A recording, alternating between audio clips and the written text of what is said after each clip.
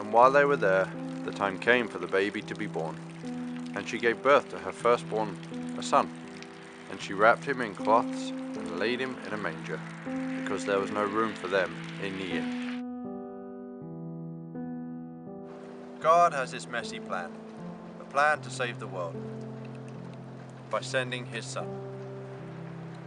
But where does the God of the universe choose to send his son? The King of Kings, the Lord of Lords, sends him to a barn, a stable, a manger.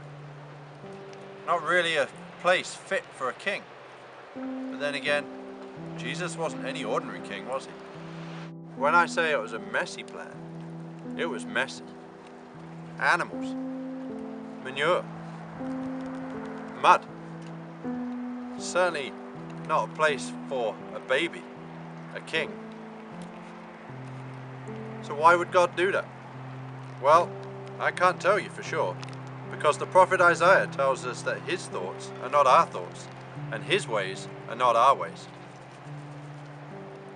But the same prophet 400 years before said, "All we like sheep have gone astray, each of us to our own way, and that the Lord has laid our iniquities on him."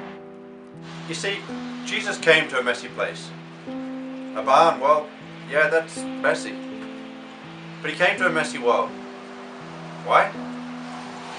Because the shepherd was coming to look after his sheep. He was coming to prepare a way for them to go home. That's what a shepherd does.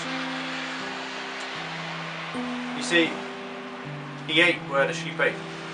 He lived where the sheep lived. And that got Jesus in trouble. Why did Jesus eat with sinners?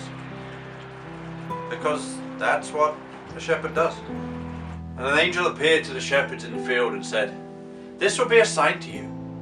You will find a babe wrapped in cloths and lying in a manger." A sign. Do you ever wonder what the sign was? A sign for what? Maybe it was a sign that Jesus is accessible to everyone. Maybe it's a sign that the God who owns 10,000 cattle on a hillside also can relate to the homeless person. Because, after all, Jesus never had a home. He never had a place to rest his head. Maybe it was a sign that God would have nothing to do with social status. Maybe it was a sign that he detests the splendor of humans because it's not worthy of him.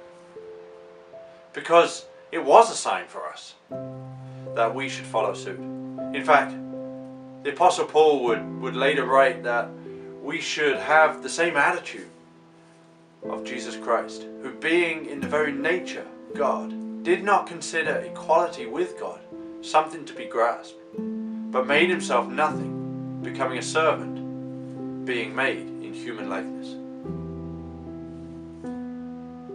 You see, being a servant is messy. And Jesus set this incredible example for us. I mean, he got down on his knees and washed the feet of his disciples. The God of the universe, the God who deserves the best of everything, got down on his knees. He's the God who came to this world and was laid in a manger, a feed trough of all the places. Why such a messy place? Because he was following a messy plan. And needless to say, that very first Christmas was dirty. It was grimy and it was filthy. But thank God it was, because without it, what a mess we'd all be in.